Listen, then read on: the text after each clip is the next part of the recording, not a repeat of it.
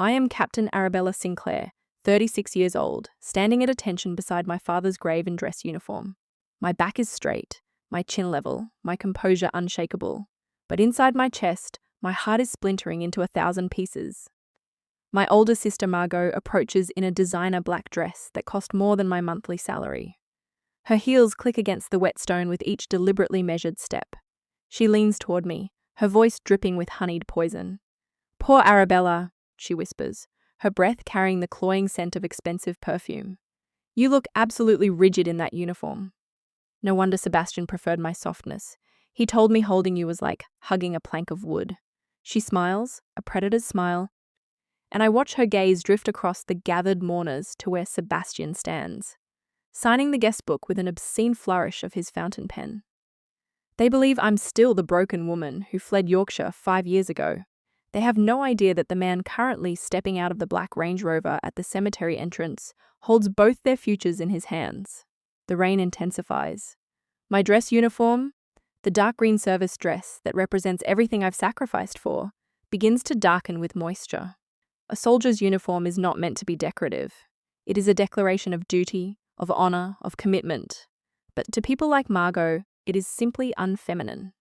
The bugle notes of the last post pierce the grey afternoon. It is the most sacred sound in military tradition.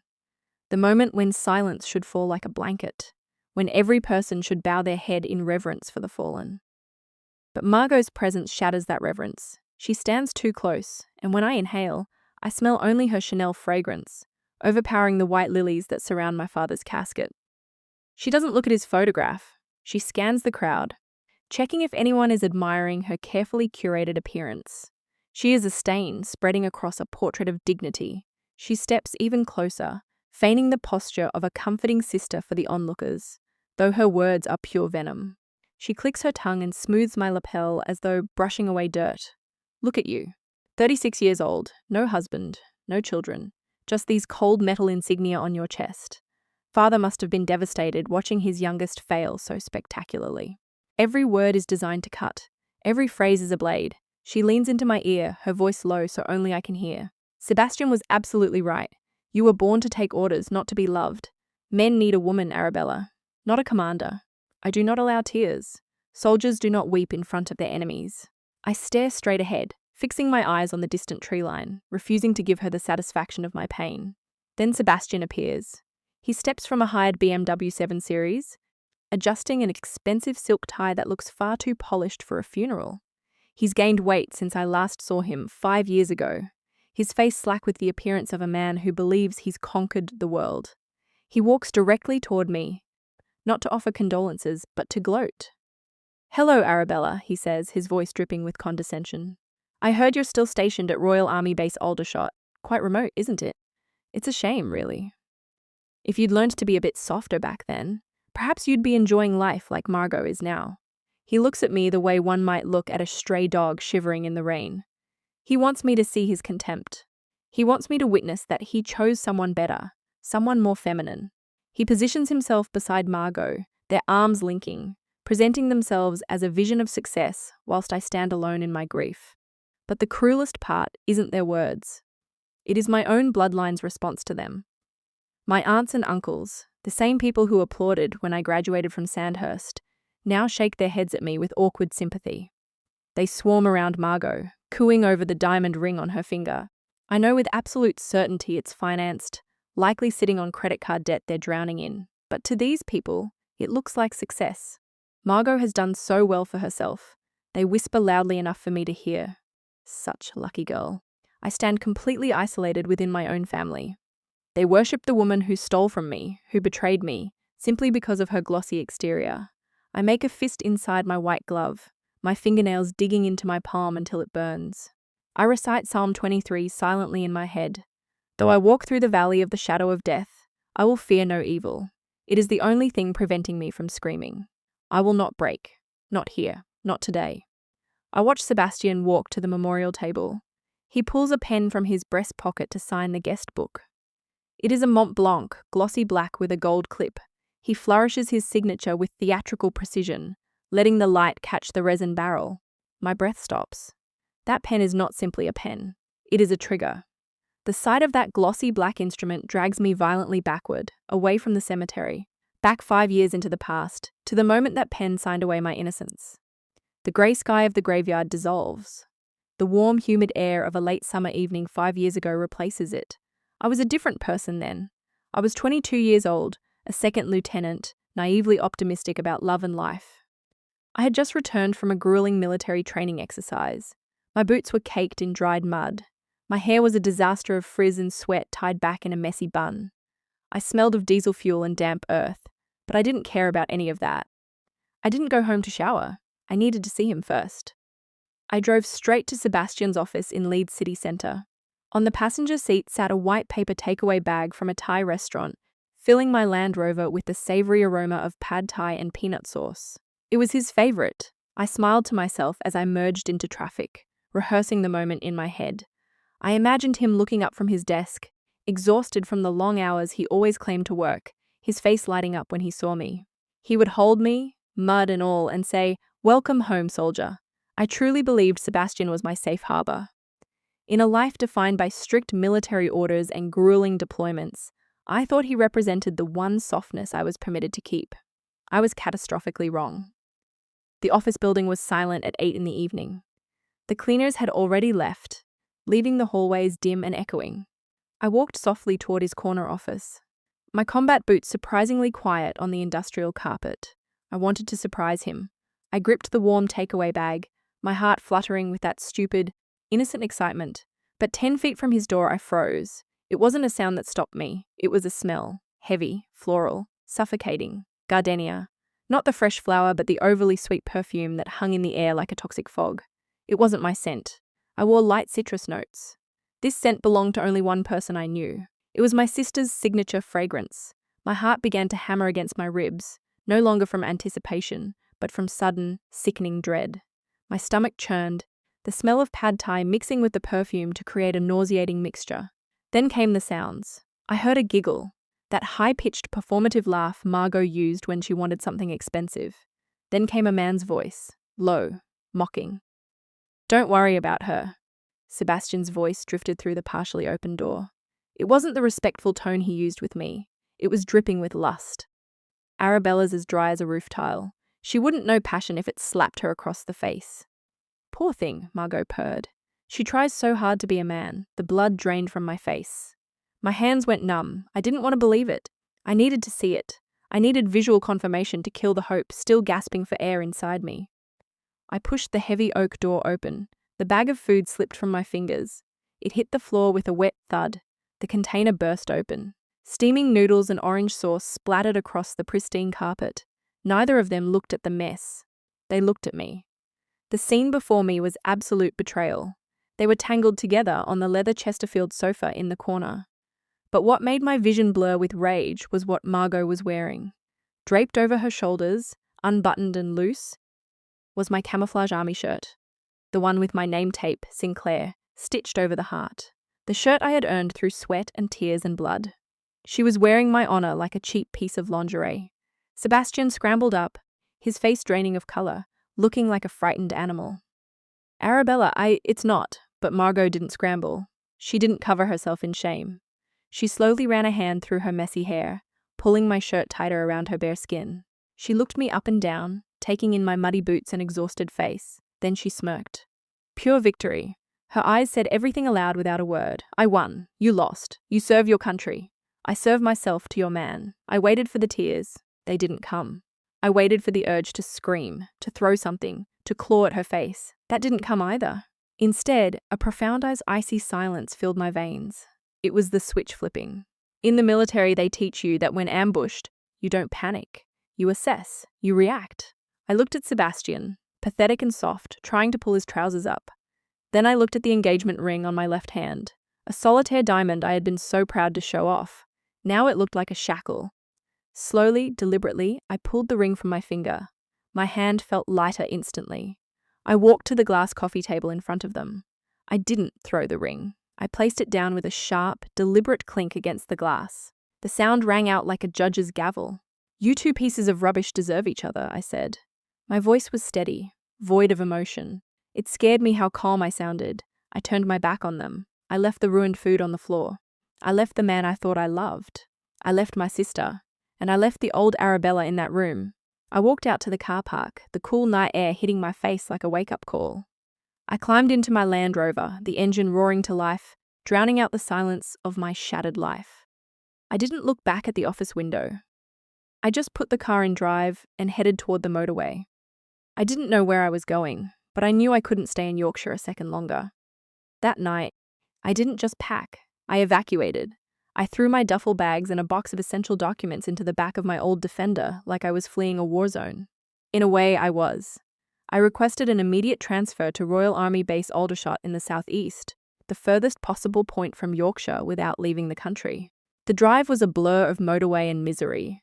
I drove like a fugitive fueled by service station coffee and a burning, acidic rage. I didn't turn on the radio once. I couldn't bear to hear love songs or pop music. I just listened to the drone of the tires on the tarmac and the roar of the engine. Every time I stopped at a red light or got stuck in traffic, that image flashed in my mind.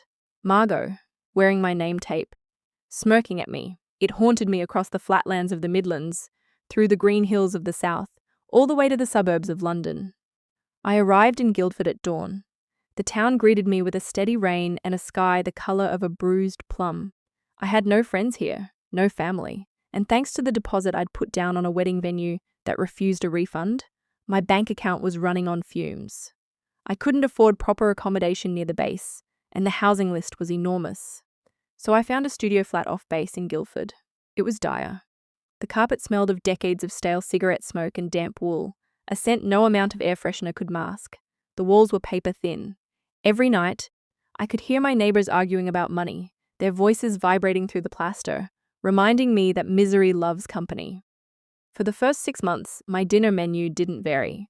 Pot noodle, 20 pence a packet. I didn't have a dining table. I sat on the cold linoleum floor of my kitchenette, legs crossed, holding a styrofoam cup of noodles. The steam hit my face, doing nothing to warm the chill in my chest. One Tuesday night, while swirling the salty processed noodles with a plastic fork, I made the mistake of opening Instagram. There they were. Margot had posted a carousel of photographs. She and Sebastian were at an all-inclusive resort in the Maldives. In one photo, they held tropical cocktails, the turquoise ocean glittering behind them. Margot was tanned, glowing, wearing a diamond ring that caught the sunlight. The caption read, "Finally found my soulmate, living the blessed life." I stared at the screen until my eyes burned. I was eating 20 pence noodles on a dirty floor in a rainy English town whilst the woman who betrayed her own blood was sipping cocktails in paradise on my ex-fiancé's money. The injustice felt physical, like a punch to the gut. Why did the villains get the happy ending? Why was I the one who followed the rules, who lived with honor, left shivering in the dark? At the base, I became a ghost. I showed up every morning at 6 o'clock sharp. I did my job with mechanical precision. I processed logistics requests, managed supply chains, and issued orders when necessary. But I was hollow. I avoided the mess hall. I declined every invitation for Friday night drinks. I was terrified that if anyone got too close, they would see the cracks in my armor. They would see that Captain Sinclair, the stoic officer, was actually a broken woman who couldn't even keep a man. The isolation began to destroy my mind. Late at night, when the rain lashed against my single window pane, the gaslighting worked. I began to replay Margot's insults. Maybe she was right, I thought. Maybe I am too rigid. Maybe I'm unlovable. Maybe I'm just a machine, built for war, not for a home. I was spiraling. I was drowning in plain sight, and nobody knew. Then came the hand of a stranger. It was a Friday afternoon in November, and the rain was coming down in sheets. I was rushing to my Defender in the car park, head down, simply trying to escape another weekend of solitude. Captain Sinclair. I stopped. Standing near the exit was Margaret, a civilian employee from the finance department. I didn't know her well, just exchanged emails about budget approvals. Margaret was a woman in her 50s with kind eyes and a no-nonsense attitude. She walked right up to me, ignoring the rain soaking her coat. She looked me dead in the eye, not with pity, but with piercing understanding. "You look like you've been carrying the weight of the world on your shoulders for about 6 months too long," Margaret said. Her voice was steady. "I'm going to grab a beer at the Real Ale pub down the street. A good strong bitter. You're coming with me." I opened my mouth to recite my usual excuse. Paperwork, tired, busy. But the warmth in Margaret's expression stopped me. It was the first time in half a year that someone had looked at me like a human being, not a rank. "Okay," I whispered. We went to a small, dimly lit pub that smelled of hops and wood polish. Margaret ordered a pint of local real ale. She didn't pry. She didn't ask about my family or why I looked so haunted. She just talked about her dogs and the terrible traffic on the M25. After the second pint, the dam broke. I didn't mean to, but a tear slipped down my cheek and landed on the wooden table. Then another. Margaret didn't flinch. She just handed me a napkin and waited. When I finally composed myself, she reached into her purse and pulled out a small cream-colored business card. She slid it across the table to me. "Dr. Sarah Mitchell, Trauma and PTSD Specialist for Military Personnel." "I've been where you are, Arabella," Margaret said softly. "You're a warrior, honey. But even warriors need a medic sometimes. Don't let your past define who you are. Fight for yourself." I stared at the card. The edges were sharp, the font simple. It was just a piece of paper, but in the dim light of that pub, it looked like a lifeline thrown to a drowning woman. I picked it up. My hand was trembling, but for the first time in a long time, I didn't feel entirely alone. Dr. Sarah Mitchell's office was nothing like the sleek, leather-filled executive suite where my heart had been shattered 5 years ago. There was no mahogany desk, no smell of expensive cologne or hidden betrayal. It was a small, cozy room that smelled of old paper and peppermint tea. Books on trauma and philosophy were stacked haphazardly on the floor, and the chairs were simple fabric worn soft by the weight of 1,000 soldiers seeking peace. I sat there, my knuckles white as I gripped my knees. It had taken me 3 sessions just to say the words aloud. "I feel like I've lost my womanhood," I confessed, my voice barely a whisper. Margot was right. I'm just a machine that follows orders. I'm rigid. I'm hard. I'm not soft. Dr. Mitchell took off her reading glasses and looked me dead in the eye. "Arabella, who told you that softness is the only definition of a woman? Was it a fashion magazine? Was it your sister?" She leaned forward. "Loyalty. Resilience. The capacity to protect others. Those aren't exclusively male traits. Those are human virtues. You aren't rigid, Arabella. You're fortified." That statement hit me like a bolt of lightning. For 5 years, I had let the villains of my story hold the pen. I had let a cheater and a narcissist define my value. Dr. Mitchell introduced me to the philosophy of Marcus Aurelius, specifically one concept that became my mantra. The best revenge is to be unlike him who performed the injury. If they were fake, I would be real. If they were cruel, I would be disciplined. That discipline started the next morning at 4:30. London was still wrapped in a thick grey duvet of fog when I laced up my running shoes. I hit the path around Richmond Park. The cold, dampness of the southeast air burned my lungs, but I welcomed the pain. It was a clean pain. It was honest. I ran until my legs screamed. I ran until the sweat and the misty rain washed away the ghostly feeling of Margot's hand on my shoulder. I remembered the oath I took when I joined the army. I will never accept defeat. Why had I applied that to military campaigns but surrendered to a family betrayal? As the weeks turned into months, my body transformed. The stress weight melted away, replaced by lean muscle. My posture changed. I stopped looking at the pavement when I walked. I held my chin parallel to the ground. I had survived combat zones. I would survive the memory of Yorkshire. Discipline saved my body, but it was chosen family that saved my heart. Margaret, the woman who found me in the rain, dragged me to a unit barbecue one Saturday. In the past, I would have made an excuse. I hated seeing happy families because they reminded me of what I didn't have. But this time I went. The smell of charcoal and barbecue sauce hit me before I even opened the gate to Sergeant Davies's back garden. Rock music was playing from a portable speaker, and children were running through a sprinkler on the lawn. "Captain," Sergeant Davies shouted from the grill, waving a pair of tongs. "Grab a cold one. Ribs are almost done." Nobody asked where my husband was. Nobody looked at my ringless finger with pity. They just handed me a cold beer and a paper plate piled high with potato salad and ribs. We laughed about the terrible coffee at the mess hall and debated which football team was going to disappoint us this year. In that back garden, amidst the laughter and the smell of grilled meat, I realized something profound. Family isn't just whose blood you share. Family are the people who stand next to you in the trenches. Family are the ones who don't let you stand out in the rain. 6 months of therapy, running and healing culminated in a single email. I was promoted. The notification hit my inbox on a Tuesday. Strategic Logistics Officer for the entire Southeast region. It was a massive step up, putting me in charge of multi-million-pound defense contracts. To celebrate, I did something the old Arabella would never have done. I drove to Selfridges on Oxford Street. I walked into the cosmetics department, ignoring the pastel pinks and soft nudes that Margot always said were proper. I went straight for the boldest shade I could find. It was a deep, rich burgundy. I remembered Margot's voice in my head. "That color makes you look severe, Arabella. It's too aggressive." I bought it. I went to my car, flipped down the visor mirror, and applied the lipstick. It glided on smooth and dark, the color of fine wine, or perhaps the color of dried blood on a bandage. I looked at myself in the rearview mirror. The woman staring back wasn't rigid. She wasn't a victim. She looked powerful. She looked dangerous. She looked like someone you didn't want to mess with. I smiled, and my teeth looked white against the dark red. This wasn't makeup, this was war paint. I started the engine of my Defender. I had a new rank, a new confidence, and a new mission. And little did I know, this new promotion was about to put me in a room with the man who would change everything. The conference rooms of Southeast England were small, and I was about to walk into a meeting that would rewrite my destiny. My promotion to Strategic Logistics Officer didn't just change my rank, it changed the room I occupied. Instead of muddy field tents, I was now walking into high-level procurement meetings at the MOD main building in Whitehall. And that is where I met the man who would redefine everything I thought I knew about love. Oliver Ashford was sitting at the head of the mahogany conference table. He was the Chief Executive Officer of Ashford Defence Solutions, the largest military contractor in the region. Unlike the loud, flashy businessmen I was used to, men like Sebastian, who wore their wealth like a neon sign, Oliver exuded quiet luxury.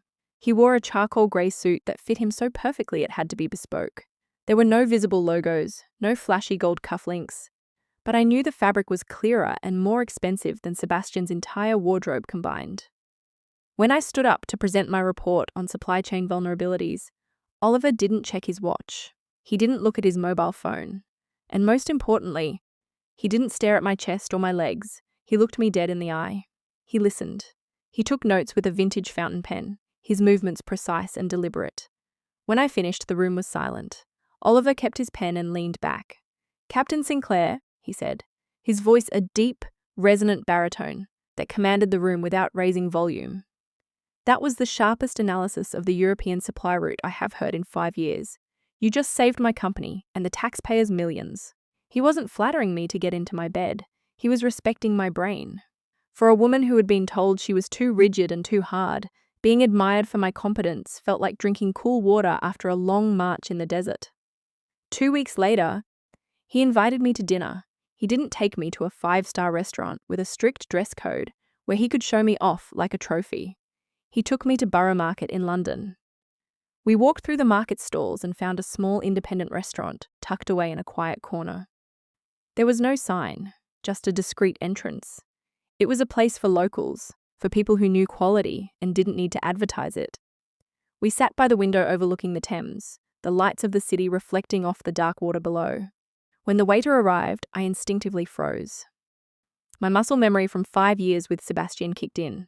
Sebastian always ordered for me. "She'll have the garden salad, dressing on the side." We're watching her waistline. Oliver simply handed me the menu and smiled. "The sea base here is exceptional, but get whatever makes you happy, Arabella."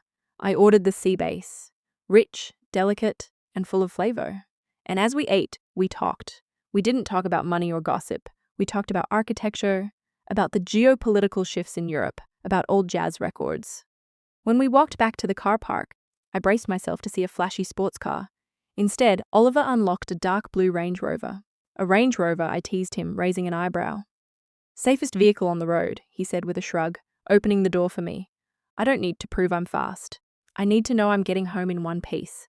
That was it. That was the moment I fell for him. Oliver was a mountain, solid, immovable, and safe. Sebastian had been a balloon, colourful, full of hot air, and waiting to pop. 3 months later, the universe revealed its sense of humour. We were driving back from a weekend hike in the Lake District.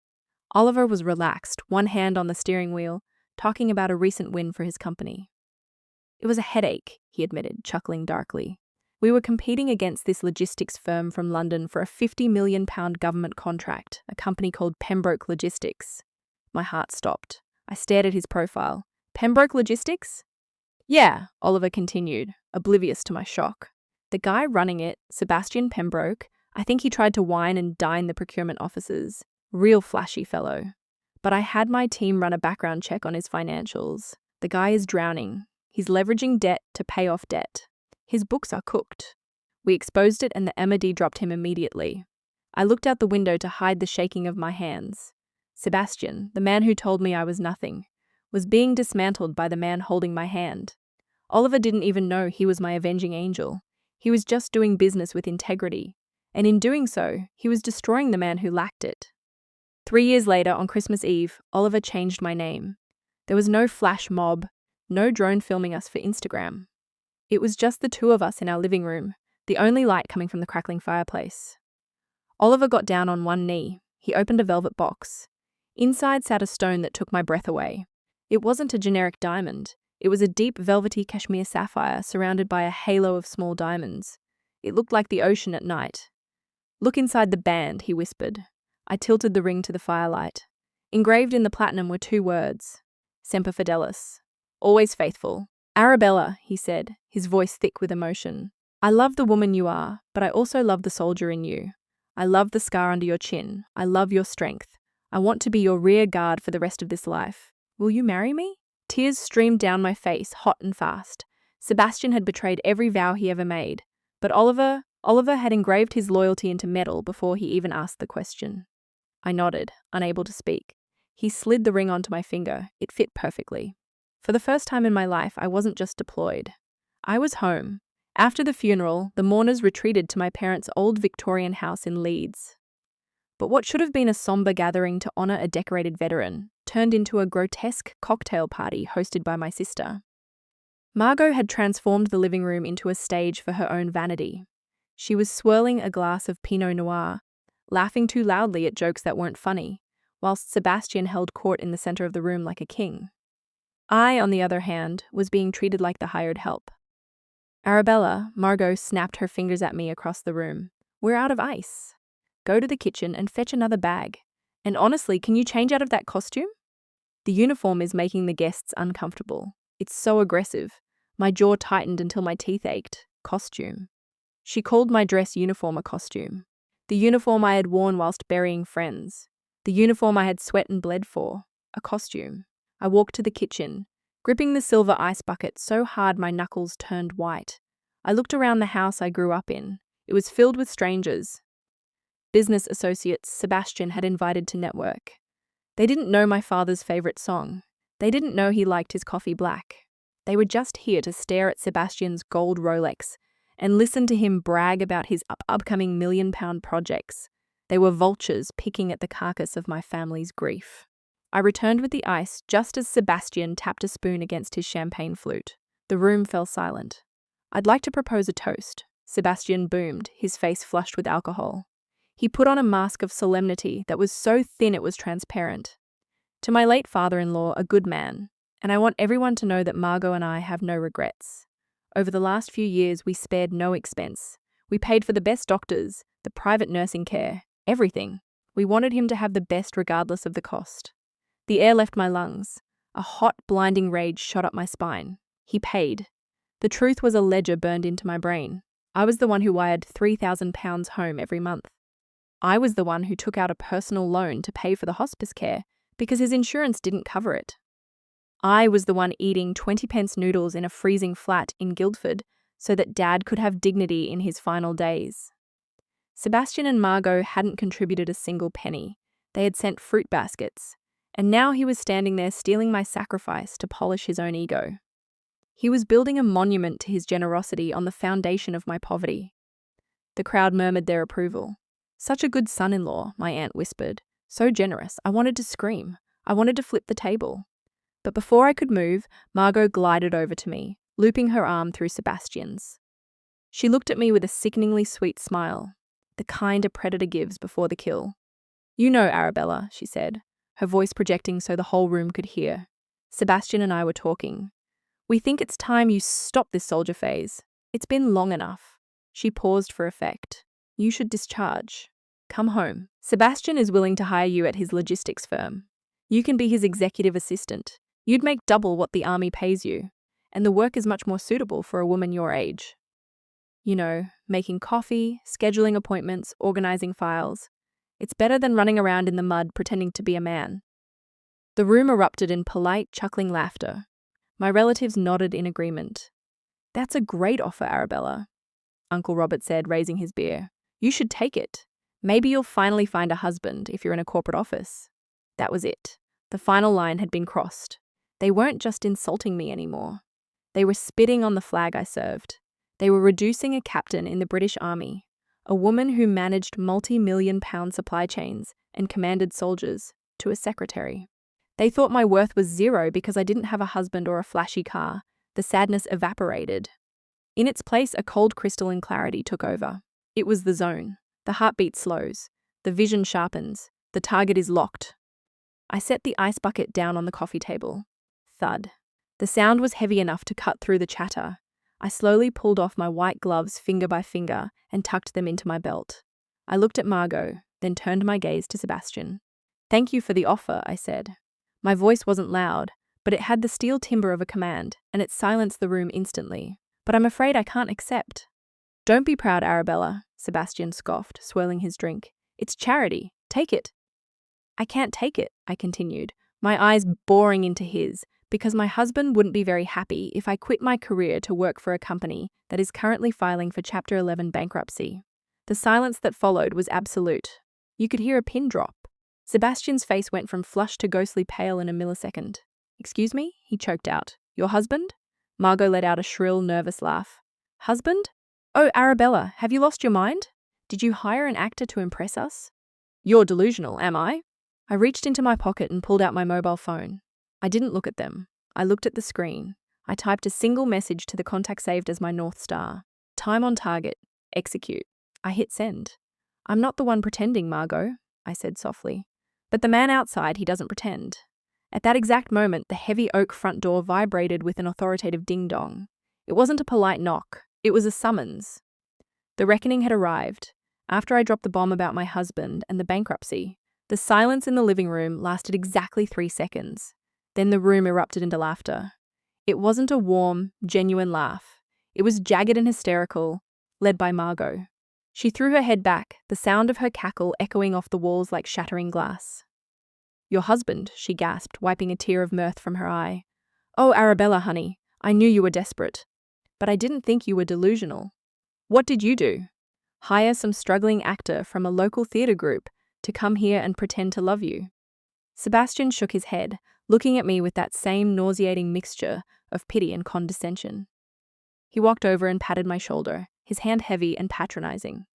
"Arabella," he said, lowering his voice to a stage whisper so everyone could hear how caring he was. "I get it. It's hard seeing us so successful whilst you're stuck. But lying like this, it's a cry for help. Maybe I should call a professional. I know a good psychiatrist who deals with midlife crises and pathological lying." The guests nodded in agreement, sipping their wine, whispering behind their hands. "Poor thing," they mouthed. "She's finally snapped." They didn't believe me. In their narrow, materialistic worldview, it was physically impossible for a woman like me, rigid, career-focused, and unadorned, to attract a man, let alone a husband. Their contempt had reached the pinnacle of ignorance. They were standing on the deck of the Titanic, mocking the iceberg, completely unaware that the hull had already been breached. 50 yards away, the atmosphere was entirely different. A black Range Rover, sleek and ominous like a shark in dark water, idled at the curb. Rainwater beaded on the bulletproof glass, reflecting the grey Yorkshire sky. Inside, the air was conditioned to a perfect 68 degrees, smelling faintly of leather and expensive cologne. Oliver Ashford sat in the back seat. He wasn't laughing. He was adjusting his white gold cufflinks with surgical precision. On his lap sat an iPad Pro, the screen glowing with a dossier that would end Sebastian Mitchell's career. "Federal tax liens totaling £400,000, Oliver murmured to himself, scrolling through the PDF. "Payroll missed for the last 3 months. 2 lawsuits from subcontractors for non-payment. And here it is, the second mortgage on the house taken out at a predatory interest rate, just to lease a BMW and buy a fake ring." He shook his head. He hadn't flown across the country to get into a fist fight with Sebastian. That was beneath him. He was here to dismantle Sebastian with the most lethal weapon in the United Kingdom, the truth. Beside him on the leather seat lay a bouquet of white tulips. In the language of flowers, they symbolized forgiveness and new beginnings. But today, Oliver intended them to be a funeral wreath for Sebastian's ego. Sir, his driver and head of security, a massive man named James Cooper, spoke from the front. "We are clear. Do you want me to accompany you to the door?" "No, James," Oliver said, closing the iPad. "I want to look him in the eye myself. Just keep the umbrella ready." Oliver stepped out of the vehicle. His hand-stitched Italian leather shoes hit the wet pavement with a solid, authoritative thud. James was there instantly, holding a large black umbrella over him, shielding him from the drizzle. As Oliver walked up the driveway, neighbors who were walking their dogs stopped to stare. In this quiet suburban neighborhood, Oliver didn't look like a guest. He moved with the easy, terrifying confidence of a general entering a territory he had already conquered. He knew his wife was in there. He knew she was taking fire, and he was about to turn those verbal bullets into dust. He reached the front porch. He didn't knock. He pressed the doorbell. Ding dong. The chime cut through the laughter inside the house like a knife. "Who is that now?" Margot huffed, annoyed that her performance was interrupted. She swirled her wine glass, not bothering to move. "Probably the delivery man with the extra case of Pinot Noir I ordered. Arabella, get the door, will you? And tell him to take the empty bottles with him." She waved her hand at me, dismissing me like a servant for the 10th time that day. I stood up slowly. I didn't look at the door immediately. I took a second to brush an invisible speck of dust from my dress uniform. I smoothed the fabric over my heart, feeling the steady rhythm of my own pulse. I wasn't afraid anymore. I felt a strange vibrating excitement, the adrenaline of a soldier hearing air support arriving overhead. I looked Sebastian dead in the eyes one last time. "It's not the wine delivery, Sebastian," I said quietly. My voice was steady, cutting through the murmurs of the room. "That is the man who is about to teach you a very painful lesson in what it actually means to be a provider." "Just get the door, Arabella," Margot shrieked. I turned my back on them. I walked down the hallway, my heels clicking on the hardwood floor. Each step felt heavier, more significant than the last. My heart hammered against my ribs, not from fear, but from anticipation. I reached for the heavy brass handle of the oak door. I took a deep breath, inhaling the stale air of the house one last time before letting the fresh air in. I turned the knob I pulled. The door swung open and the grey light of the outside world flooded into the hallway, outlining the silhouette of the man standing there. The wait was over. When Oliver Ashford stepped across the threshold, the air in the living room didn't just change, it evaporated. He brought with him the kind of heavy, suffocating gravity that only truly powerful men possess. He stood 6 feet 2 inches tall, towering over Sebastian, his charcoal suit absorbing the light rather than reflecting it. He didn't look at the stunned guests holding their cheap appetizers. He didn't look at Sebastian, who was frozen mid-law. He walked straight to me, his strides measured and calm, parting the crowd like the Red Sea. He stopped in front of me, ignoring the chaos of the room entirely. He held out the bouquet of white tulips, crisp, elegant, and understated. "Sorry I'm late. Captain," he said, his voice a rich baritone that vibrated against the walls. "The flight from London was delayed on the tarmac. You know how the private airfield gets in this weather." Private airfield. The room went deathly silent. Margot, who had been holding her glass of Pinot Noir like a scepter, stared at Oliver. Her eyes darted from the cut of his Italian suit to the watch on his left wrist. It was a Rolex Submariner, a timepiece that cost more than this entire house. The realization hit her so hard that her fingers went numb. Crash! The wine glass slipped from her hand and shattered on the beige carpet. A dark red stain began to spread rapidly, looking like a fresh gunshot wound on the floor, but nobody moved to clean it up. They were too paralyzed by what was happening to Sebastian. Sebastian was standing dead still. His face had drained of all color, turning a sickly shade of gray. He wasn't looking at Oliver as a rival. He was looking at him as an executioner. He recognized the man, not because they were friends, but because Oliver was the predator Sebastian had been running from. Mr. Ashford, Sebastian stammered, his voice cracking like a teenager's. "Director Ashford of Ashford Defense Solutions," Oliver finished, his tone ice cold. He finally turned his head. He looked at Sebastian with the mild, disinterested curiosity one might show a bug before stepping on it. "Oh, Mitchell," Oliver said. His tone was light, yet it carried the weight of a sledgehammer. "I didn't expect to see you here. I assumed you would be in your office. frantically explaining that £400,000 tax lien to the HMRC agents currently auditing your books. The sentence hung in the air like toxic smoke. The guests gasped. Uncle Robert lowered his beer. The smile vanished from my aunt's face. Aye, Sebastian choked, sweat instantly beading on his forehead. That's a misunderstanding. We're restructuring. Restructuring? Oliver laughed, a dry, humorless sound. Is that what we call Chapter 11 bankruptcy these days? My compliance team flagged your file this morning, Sebastian. You leveraged this house, your wife's parents' house, to secure a loan you had no intention of paying back. You're not just broke, you're about to be homeless. Margot let out a strangled cry. She rushed forward, grabbing Sebastian's arm, her fingernails digging into his suit jacket. What is he talking about? Sebastian? You said the business was booming. You said we were buying a boat. She turned to Oliver, her eyes wide with panic and confusion. How do you know this? Who are you? Oliver didn't answer her immediately. He stepped closer to me, sliding his arm around my waist. His grip was firm, possessive, and incredibly grounding. I am the man who just acquired the Ministry of Defense logistics contract that your husband tried to bribe his way into, Oliver said calmly. I'm the reason his company is dissolving. He paused, letting the information sink in. Then he delivered the final blow. But more importantly, Oliver continued, his voice dropping an octave, becoming deadly serious. I am Arabella's husband. We've been married for 3 years. Margot's mouth fell open. She looked from the sapphire ring on my finger to the man holding me, realizing that the actor she mocked was actually the most powerful man in the region. Oliver looked Margot dead in the eye. And I want to thank you, Margot. Thank me, she whispered, trembling. Yes, Oliver smiled, but it didn't reach his eyes. Thank you for taking this man off her hands 5 years ago. If you hadn't been so greedy, if you hadn't stolen him, I never would have met Arabella. You took the rubbish out so I could find the treasure. For that, I am genuinely grateful. It was a double tap to the heart. He hadn't just beaten them financially. He had completely dismantled their moral victory. He framed their betrayal not as a loss for me, but as the greatest favor anyone had ever done for me. Sebastian's legs gave out. He sank into the nearest armchair, looking like a deflated balloon. He looked up at me, desperation in his eyes. Arabella, he pleaded, his voice wet with tears. Please, Mr. Ashford, Oliver, we're family. Arabella is my ex-fiancé. You can't let them take the house, my reputation. Oliver cut him off.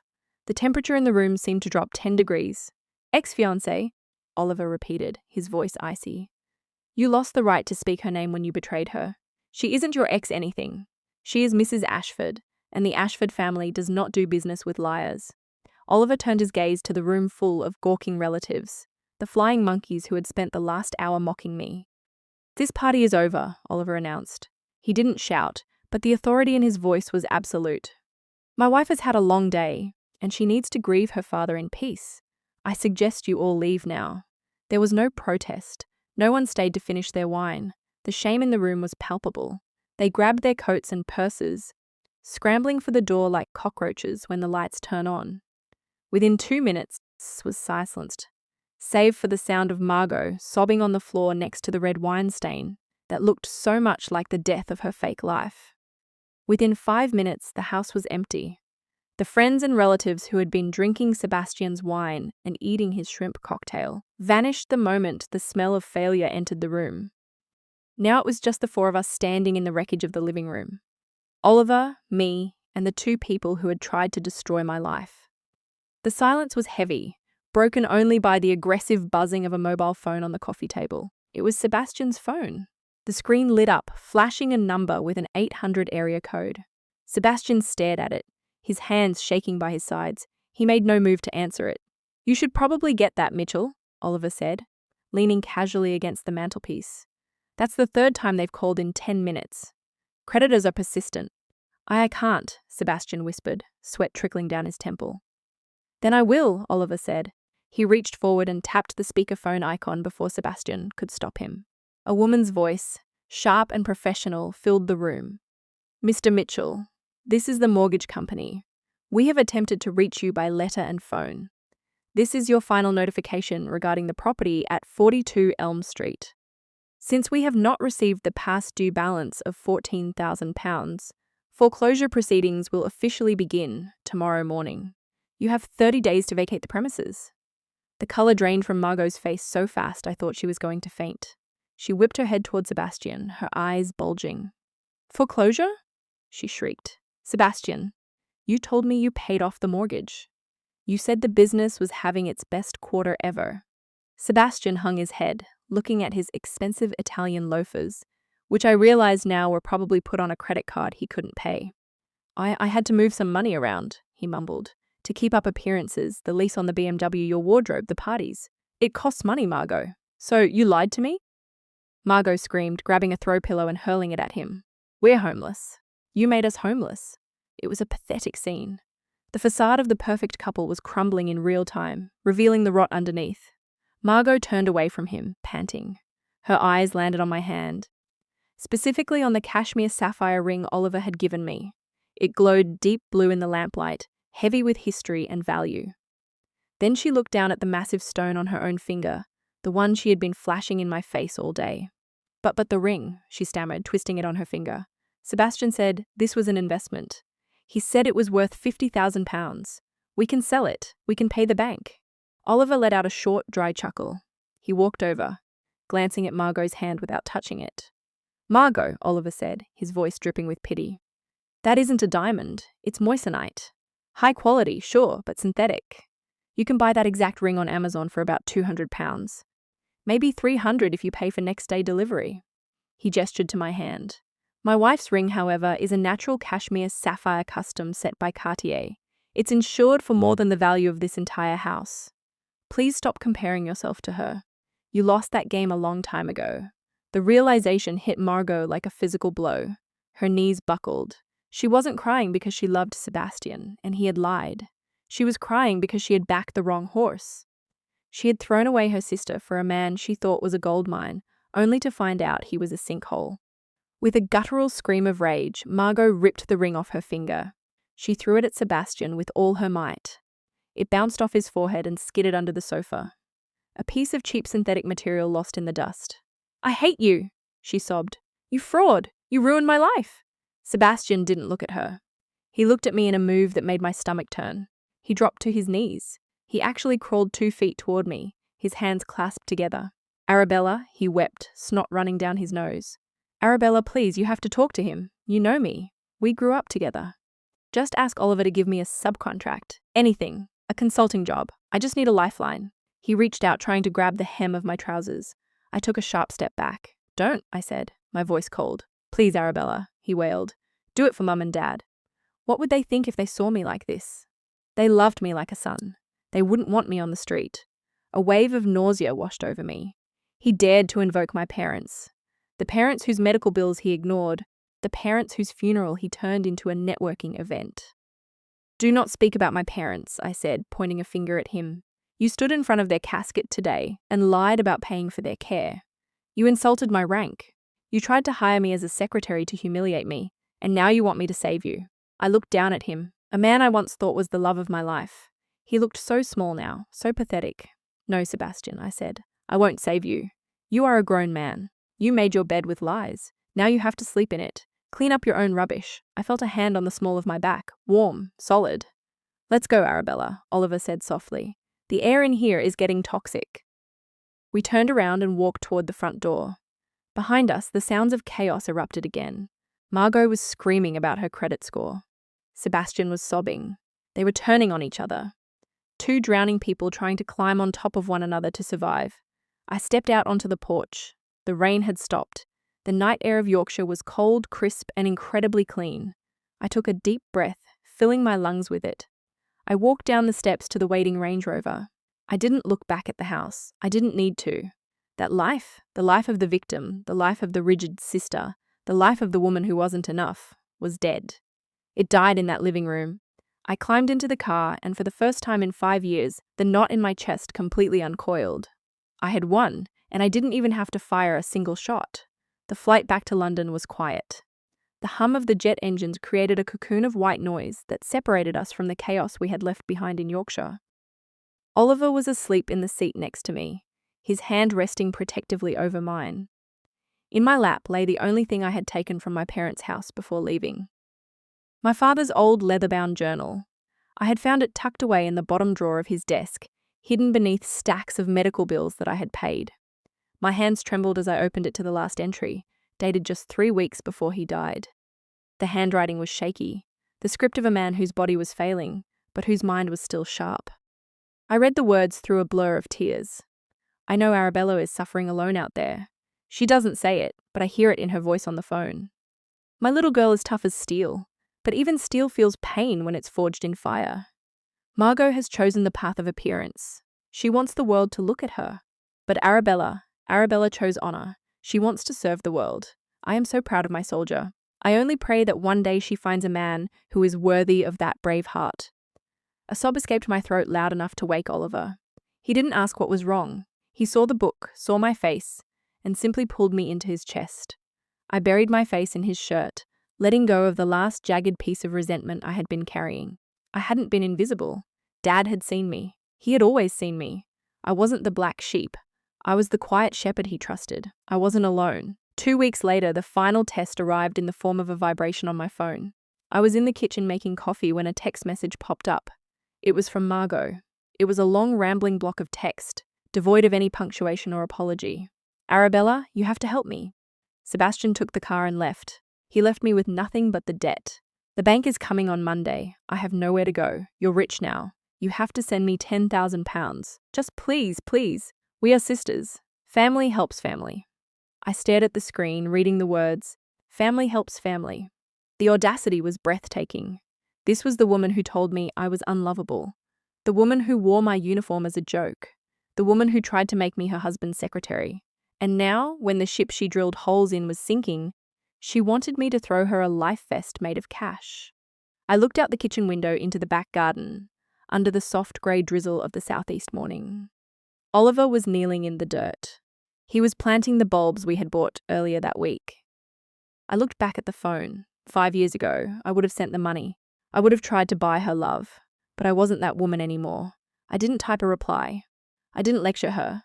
I simply tapped the small eye icon in the corner of the screen, scrolled down to the bottom in red text, and pressed block caller. The message disappeared. The connection was severed. It wasn't an act of cruelty. It was an act of self-preservation.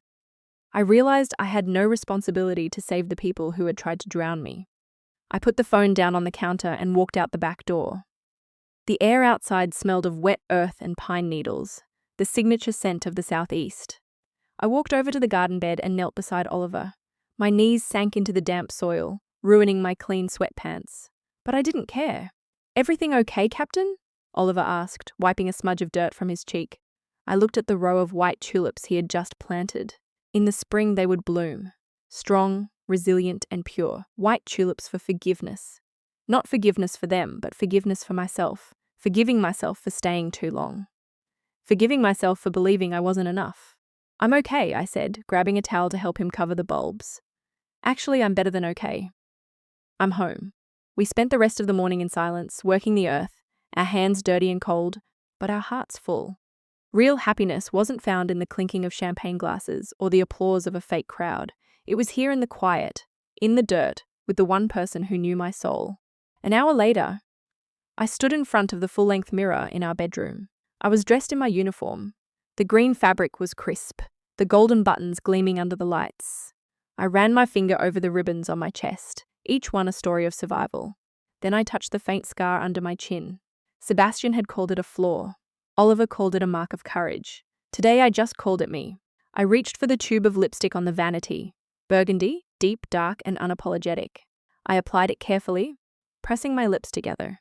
The color was bold against my skin. It was the color of a woman who had walked through hell and came out holding the torch. I adjusted my collar and squared my shoulders. I had a unit to lead. I had logistics to manage. I had a life to live. Life is a battlefield. We all take hits. We all get betrayed. We all have moments where we're standing in the rain eating noodles, wondering if we will ever be warm again. But as I looked at my reflection, I knew the truth. My name is Arabella Sinclair. I was a victim. Then I was a survivor. Now I am a victor. And if you're out there standing in your own valley of shadows, listen to me. Do not drop your weapon. Do not let them define you. The night is long, but I promise you, the dawn is coming. Looking back, the most expensive lesson I paid for wasn't about money. It was about definition.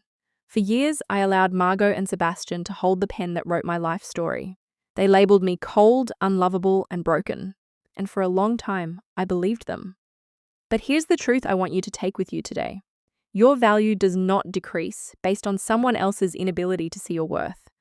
Just because a customer at a car boot sale thinks a diamond is a piece of glass, that doesn't change the nature of the stone. It is still a diamond. You must be the guardian of your own price tag. When the world tries to discount you, have the courage to double the price. Now I want to turn the conversation to you. Have you ever felt like the black sheep of your family? Or had your sacrifices ignored by the people you loved the most? Please be brave and share your stories in the comments below. I read every single one, and I want this channel to be a safe space where you know you aren't alone. If my journey from that rainy graveyard to the Garden of Peace gave you even a spark of hope today, please hit that like button. And to join our growing community of survivors and warriors, make sure you subscribe to Hidden Family Infidelity and Revenge and turn on notifications. Let's keep fighting the good fight.